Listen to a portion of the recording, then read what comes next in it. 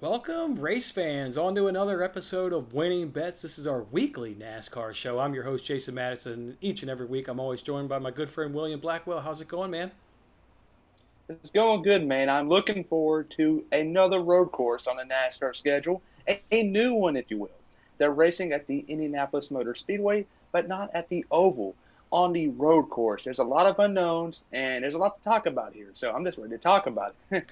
Yeah, this recording this show with you couldn't come soon enough for me. As soon as the race was over on Sunday, I was looking forward to getting in here with you and talking about this. So let's just jump on into it. Let's remind everybody what we do. We always recap the previous race, and then we'll go ahead and preview the upcoming race right there while submitting our picks to win $25,000 over on the Jackpot Races app. You can win $10,000 on the NBC Sports Predictor app, and then you can win another $1,000 over on the Fox Bet Super 6 app. So let's just jump on into it, and let's go right to Watkins Glen. Well, Kyle Larson is the winner. He's back, baby. He must have listened to the show here where he listened to me talk about him being a slump, and he put that in my face and went on ahead and won this race, his fifth win of the race. You go ahead and take a lead off. I know we're going to go back and forth on this one. What do you want to talk about on this race? This past weekend at Watkins Glen, let us start off. The race, I thought it was going to be a snooze fest. In years past, Watkins Glen has gotten worse and worse when it comes to side by side action. But man, it blew me away. Early on, we saw Penske 1, 2, 3 front row and second row. But Logano and Keselowski ran away while teammate Blaney, who started third, faded backwards. And then he had Keselowski leading the way, but he was so slow, and he had Joey Logano on his tail end. You had Martin Truex Jr., Kyle Larson, and so on. And eventually, when they were coming to go to the yellow flag for the competition caution, Keselowski spun out on his own, and it was just interesting. Man, the Penske cars this past weekend, and just NASCAR and IndyCar, for crying out loud, they were wanting to wreck each other. It just didn't make much sense, and Roger Penske, I'm sure, had a busy Monday. Oh, they and you touched on his last. He was maybe the worst driver of the entire weekend. Spun out multiple times, and then on one of his spun outs, he collected his teammate. That made for a very uncomfortable meeting, I'm sure, at Team Piskey on Monday morning headquarters when Kozlowski collected Logano right there. And like I said, yeah, he just had an absolute terrible day. Spinning out multiple times. How about we got good drama coming out of this race. You got Bell not talking to Larson. Obviously, he got inside of him on that one turn. There's controversy of, did Larson have that spot, or did Bell get in on him a little bit, causing that contact right there. But I mean, either way, Larson's now come out. I think it was yesterday or maybe the day before, and said, "Yeah, I'm just, Bell just won't talk to me." So I can't wait to see the next time those two guys get side by side, whether it's here at the Indianapolis Motor Speedway or somewhere on an oval coming up. When those guys, get locked up, that's going to be absolutely, it's just going to be absolutely fascinating. Can't wait for that. One other thing we're talking about here, or a bunch of things we're talking about actually, is kind of the overall season dominance of Hendrick and Joe Gibbs Racing. They claimed 1 through 7, P7. All 7 of those spots went to Hendrick and Joe Gibbs Racing cars, and they've been the two top teams really all season long. I thought, who do you think? I thought Chase Elliott was actually the best car of the day, even though he got second place. Who did you think maybe, if it wasn't Kyle Larson, the race winner, who did you think maybe was the strongest car? Yeah, you just took some words out of my mouth. But Kyle Larson, typically when you look at the driver of the day, Kyle Larson won the race. Good for him. But Chase Elliott and Christopher Bell, they're both really deserving of being the best driver at Watkins Glen. You got to remember, they both started at the rear, and they both lost their crew chief. So that is one punch to the gut. And they both worked their way up to the front. Christopher Bell was going for the lead, and he had a back out, and then he got spun out by Kyle Larson, like you said, and he still managed to finish inside the top 10 after spinning out. And then Chase Elliott finished runner-up, maybe if not lap traffic or so much lap traffic, he would have chased down the 5 and got his third win of the season. But I don't know. I'd say Christopher Bell, in my opinion. He had to go through a lot of controversy, getting spun out and starting at the rear. I say Christopher Bell. Yeah, Christopher Bell was definitely strong. The thing about Chase Elliott that maybe I think he was so strong is you mentioned the lap traffic there on the last handful of laps. Just before that, I think he had to burn up his tires trying to get past Martin Truex Jr. Obviously Martin Jr. is not going to give him that position at that point. He's battling, for the win, top 3, top 5, but he had to burn up a lot of his tires just to get past Truex Jr. And in doing so, I think that cost his ability to then have it just at the end with the combination of that lap traffic that you mentioned, and he just ran out of time, ran out of tires there, and couldn't get by Kyle Larson. But he was strong. You mentioned his crew chief. You can lose your crew chief, I think, midweek. We've seen it, but when you lose your crew chief the day of, that has to impact the team. It does impact the team. So, yeah, he just had too many penalties. Just overall, but it's just impressive to have those penalties. Lose the crew chief, like I just said there, with the issue with Martin Truex Jr. taking a handful of laps to get by him, and he still was in P2 from starting from the rear. That was super impressive. Just really, really impressive right there. How about your guy Briscoe, man? Top 10 at a road course. Top 10, third time this season. Your guy did it. Yeah, he's doing really good at the road courses. Maybe we see a good possible upset this upcoming weekend. But enough about that. I want to talk about also the Joe Gibbs team this past weekend. They started off on Saturday getting a win with Ty Gibbs, a big upset in my opinion. Yet AJ Allmendinger and Austin Cindric. But that's another video for another day. But the Cup Series, they had 3 cars finish inside the top 5. Martin Truex Jr. 3rd, Kyle Busch 4th, and Denny Hamlin 5th. And Denny Hamlin finishing P5 ties him up for the regular season championship with Kyle Larson. It is going to be an interesting battle to see who wins it, because the winner will get 15 points for each of the rounds if they advance. And that is crucial for Denny Hamlin because, say, for an example, Chase Briscoe were to somehow go out this weekend and win, Tyler Reddick next weekend, and Austin Dillon the following week, Denny Hamlin will be knocked out.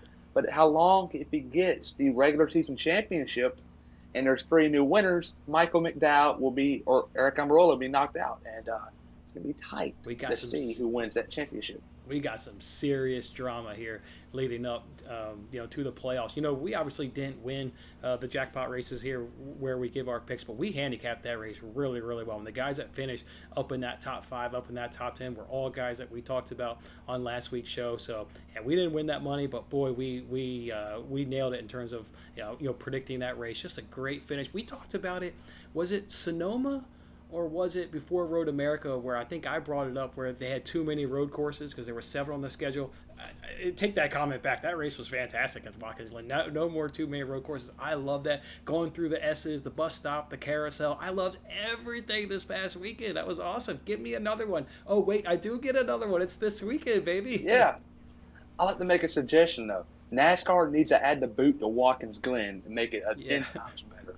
Yeah, that's right there. That's the only thing they're missing right now. That's right there. So, like I said, we get another road course. Anything else on Watkins Glen, or do you want to turn your page now to the Verizon 200? I'm ready for the Verizon 200. Let's talk about it. Let's do it. As he just said, we got the Verizon 200 at the Brickyard, Indianapolis Motor Speedway. It is going to be weird, and I'll just go ahead and say it's going to be weird not seeing them around the oval. I mean, it's going to be weird seeing them on the road course for the first time there at the Cup Series. So that'll take an adjustment, but it's just going to be weird. It's just going to be weird. You should be on the oval when you're at Indianapolis, not on the road course. You know what I mean? Yeah. The track's going to be totally different. You got 12 turns, and obviously before the video, got a little excited about this weekend's race. You got the pit road right here, and turn 1 is all the way down here for the oval. But instead, this year on the road course, turn 1 will be right there, and it goes up, and so much action going through. And right here will be a hard braking zone, so we'll right there, and it's going to be really interesting to see how things go there. And this is a big race, in my opinion. If this does not go out well, a lot of fans are going to lose some trust in NASCAR because this is a crown jewel event. A lot of people don't remember that. And for them to take that off the schedule and put a road course in, that's kind of, I don't know, a dirty move because it just took away the Indianapolis road course from being a top race on the NASCAR schedule to maybe a, I don't know, iffy race. And it just don't make no sense. And it took the whole crown jewel out of it. And I think this is a one-shot deal. If it does not work, they'll go back to the oval. But that's for a whole nother video. They've been risky with the schedule all season long, obviously with dirt at Bristol, introducing Coda for the first time, what have you, going back to Road America for the first time in decades and absolute decades. Yeah. Yeah, like you said, Road America, that was a iffy decision on NASCAR's part. And to put some little sauce into it, they're repaving Road America this off season. So some drivers might have some mixed feelings about that. And you got to remember, the week after Road America, they went to Atlanta. They're repaving and going to 28-degree banking. Drivers are not too happy with NASCAR, and it's getting worse and worse. And Mm-hmm.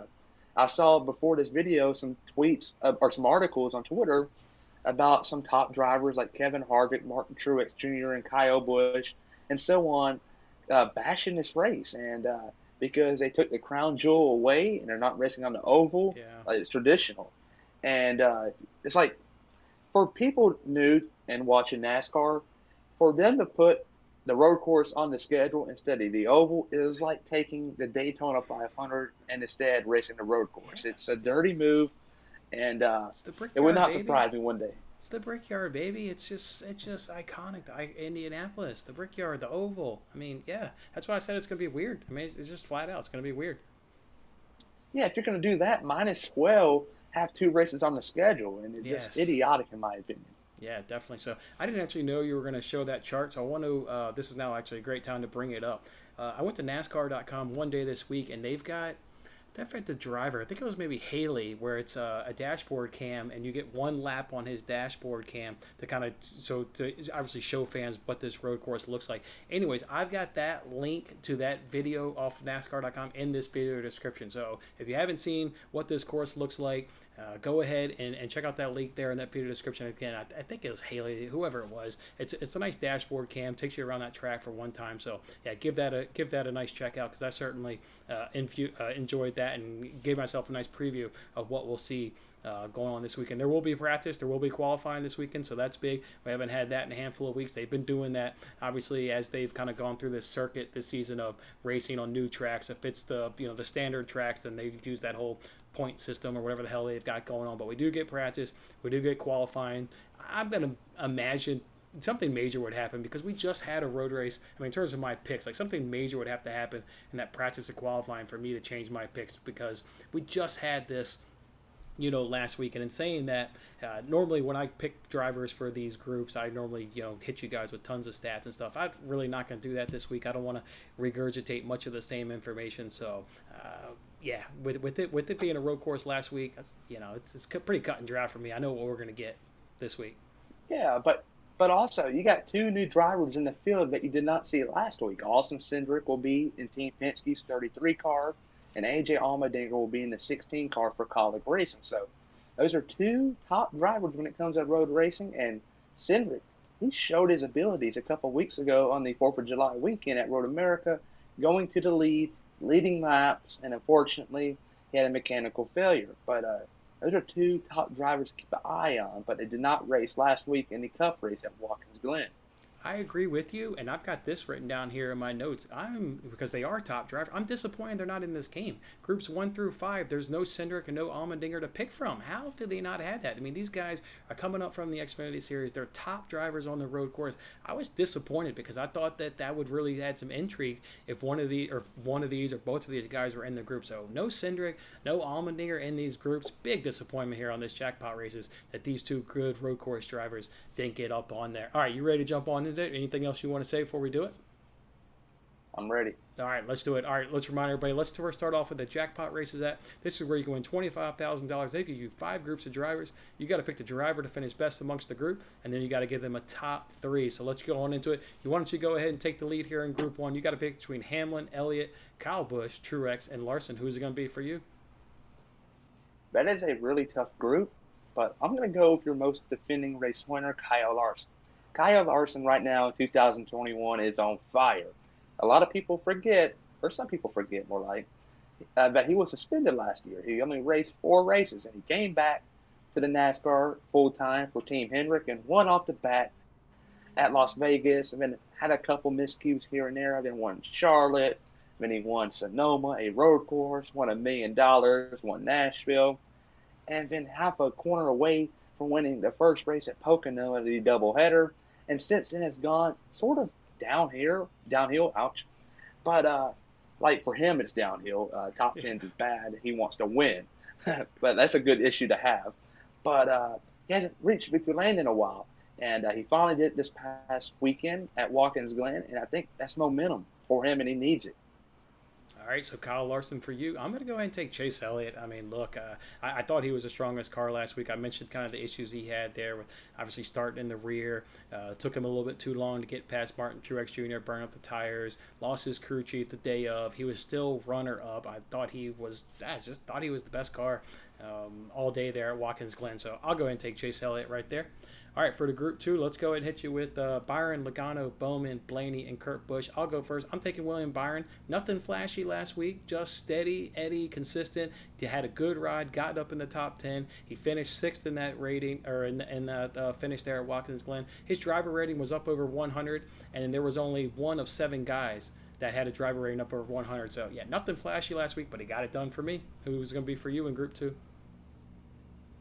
Group 2 is going to be Kurt Busch. Kurt Busch, when I look at a road course or a new track in general, I look at the veterans to be the ones to beat because they're going to use all their knowledge and skills. And I just think Kurt Busch is going to bring all that to the table this weekend in Indianapolis. And he's also surrounded by a teammate in Ross Chastain who participated in this race 1 year ago. So he might be telling Kurt the ins and out of the track and where to go and where not to go. And I just think Kurt Busch, he might not win this Sunday's race, but he will put a perfect weekend together, being good in qualifying and being good in practice, and also finishing inside the top 10, which I think he needs to build up some momentum for the playoffs here in a couple weeks. Yeah, a great pick there in Kurt Busch. A little bitter myself. I think I picked him last week, if I recall, and he burned me, did Kurt Busch right there last week. All right, let's move over to Group 3. Why don't you go first? You got to do Kozlowski, Harvick, Reddick, Bell, and Chastain. Are we both going Chris Bell? Are we both going Bell? Or what do you got? Yeah, we're going to go on both Christopher Bell while Brad Keselowski spins out for the second week in a row. That's right. All right, let's just move it all along. I figured we both had Christopher Bell, just strong, but really good at the road courses all season long. All right, for Group 4, why don't you go first? You got Dibendetto, McDowell, Busher, Briscoe, and Jones. You already know who I'm going to go with. It's going to be Chase Briscoe. Chase Briscoe won this race 1 year ago in the Xfinity Series, the only NASCAR touring series or race on this layout. And he won in dominating fashion at his hometown. And Briscoe is on a top 10 finish run right now at road courses. He finished top 10 at Coda, and then he didn't do so well at Sonoma. I forgot about that. But he also did really well at Road America and the 4th of July weekend, and then finished in the top 10 again at Watkins Glen. And he was top 5 at some points of the race and had a chance to win the race, in my opinion. He was on the right strategy, but he did not have the pace, which kind of was bitter and was annoying, in my opinion. But I do like to see, like when you get these young drivers, a lot of them get satisfied with top 15 finishes and so on. But Briscoe immediately got on to social media, Twitter to be exact, and put out that he had a race-capable winning car. And he was on the right strategy, and he felt like he didn't give it all. And I really respect what he did. He went out there and made it clear that he had a chance to win, and he's not satisfied in just finishing inside the top 10. He wants to do better and win, and I think this guy right here is driven, and he will get a win before the season concludes. All right, yeah, good stuff right there. I'm going to go ahead and take Chase Briscoe as well. The only thing I'll add is this group is actually the exact same group as last week, except for replace Jones with Suarez. I picked Chase Briscoe last week. He obviously won this group last week. He did nothing to get me off of Chase Briscoe. So, yeah, easy pick on Chase Briscoe again this week. So, all right, for Group 5, we got to go between Wallace, Suarez, LaJoie, Stenhouse Jr., and Custer. To me, I'm just going to go ahead and go with Ricky Stenhouse Jr. Look, I'll never pick Bubba Wallace at a road course. I've said it before. I will never go ahead and pick Corey LaJoie. Cole Custer, just not all that great. Stenhouse was 19th last week. Cole Custer was 18th last week, so it's not like Stenhouse, got beat really all that bad. His driver rating between these two guys was only separated by 0.2 points. I had literally flipped the coin. I flipped the coin. I flipped the coin. The coin said Stenhouse Jr., so I'm on Stenhouse Jr. this week. What about for you? I saw you while I was talking to the shirt up. You're on Stenhouse Jr. as well? Yeah, I'm going to Stenhouse as well. All right, why don't you go ahead and tell the people who's going to finish in top three then? Who you got? All right, we're going to start from third place instead of going from one, two, three. We're going to build up the incitement here. Finishing third will be the 5 car of Kyle Larson. He was my Group 1 driver. Second place. Intrigue, folks. We got drama building. If that was your Group 1 All driver. right, second. Yeah, Group 1 driver finishing third. Let that sink in. Finishing second or runner-up will be Ross Chastain. I did not pick him, but he's been hit or miss at the road courses, and he also finished runner-up at Nashville not too long ago. So give me Chastain for second place. And winning the Sunday's race, in my opinion, will be the 14-car Chase Briscoe. I know a lot of people might say, oh, this William Blackwell kid's very biased because that's his favorite driver. No, I'm not. Chase Briscoe has a ton of experience here at this track, and he's won here in the past, and he probably has, if not the most experience out of everybody in the Cup field this Sunday at this road course. And Chase Briscoe will win his first race in the NASCAR Cup Series this Sunday in the 14-car at his home track in Indiana. Boy, if that happens, we're going to have a hard time wiping that smile off your face next week if you're sitting there talking about Chase Briscoe as the winner there. That'll be a lot of fun. All right, let me go. Oh, hey, y'all never hear the end of it. Yeah, exactly right. All right, who do I got finishing top three? I'm going Chase Elliott. Right behind him will be the 5-car and Kyle Larson. And then third place will be Martin Truex Jr. I know that sounds chalky, but yeah, that's just how it went last week. So go ahead and give me those guys right there as my top three. All right, man. I am pumped. I'm pumped for this weekend's race. Pumped for it. Lots of drama coming in down the stretch right here. I think it'll be another good race here. Anything else you want to add to it? The pit roads. Me and you talked about this before we started, but pit roads this weekend at Indianapolis is going to be a lot different than what a typical NASCAR trick pit road would have. But on a typical track, pit road is probably wide enough for 3 to 4 cars to be side by side. But this weekend at Indianapolis, we might see maybe 2 to 3. It is so narrow. And last year, Jimmy Johnson was out because he tested positive for you know what. I'm not going to say it. And Justin Allgaier had to fill in for him. And Allgaier was coming on pit road and made a little rookie mistake, I guess you can say, and caused a big pileup on pit road. I mean, it took out a handful of cars. I think it was 5 or 6 cars collected in that wreck on pit road. And that is something to keep your eye on for this Sunday's race or this weekend in general. It can happen in any series.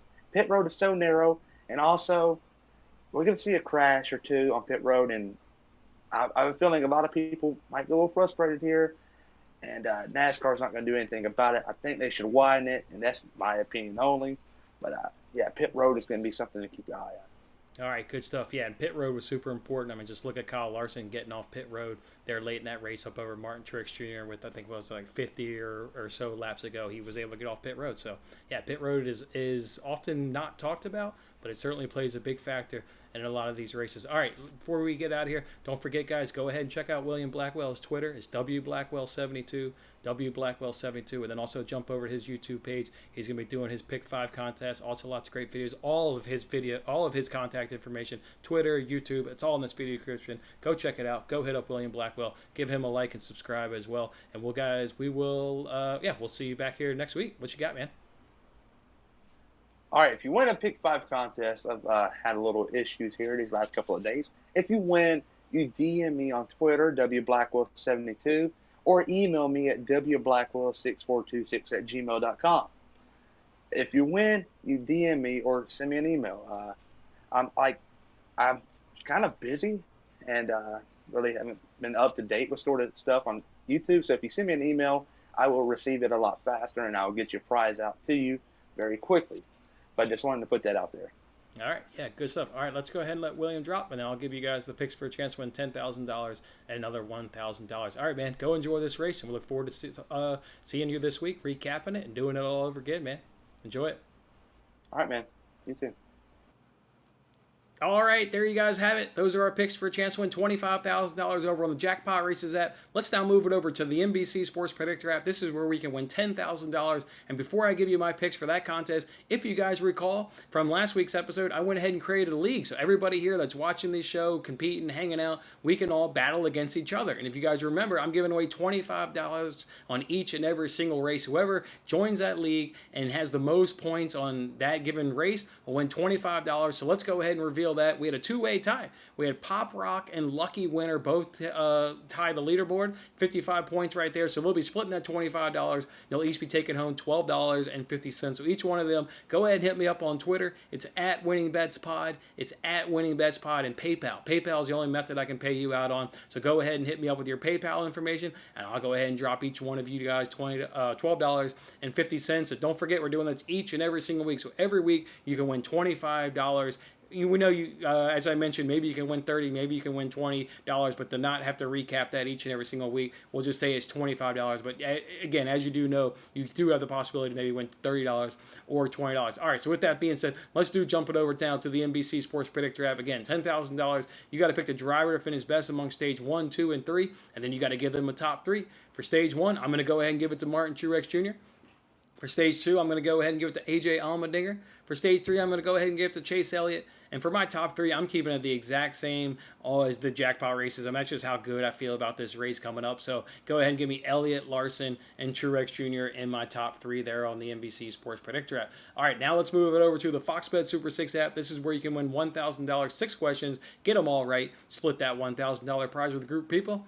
This one here, having not some of these questions here, the only thing I actually think this contest could be a little bit tricky because they've never raced here at this road course here in the Cup Series. And pit strategy, it seems like pit strategy, it comes into a factor in a lot of races, but really in road courses, when cars decide or when teams decide to bring their car in from pit stop. So a little bit of unknown there, what you're going to get here in terms of team strategy, which I think makes this contest a little different and a little tricky this week, but we've answered them the best we can, so let's do it.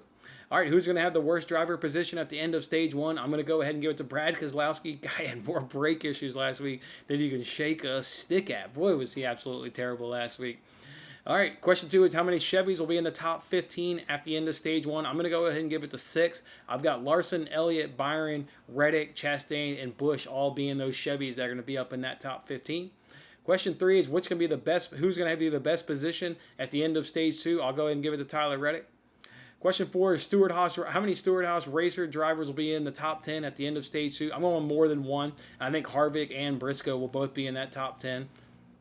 Question 5 is which Hendrick driver will have the least amount of points at the end of this race? I'll go ahead and give it to Alex Bowman. And question 6 is which driver will be in the best finish? I'll go ahead and give it to William Byron right there to round it out. All right, guys, go ahead and hit this like button. Let me know that you're excited by this race, just like I am. Mash that like button and drop in a comment. If you've got something different or if you're just going to go ahead and ride your picks alongside me or alongside William, let me know that. And yeah, just super pumped. We had a good race there at the Watkins Glen and look forward to another good race going on this week. And again, don't forget, if you want to get that league information for the NBC Sports Predictor app, that is in this video description as well. So if you're not in that league, grab that information and get up in that league and take my $25 each and every single week. All right, guys. Otherwise, go enjoy this race. Come back next week. We'll recap this one and we'll do the next race there. All right, guys. Have a good one.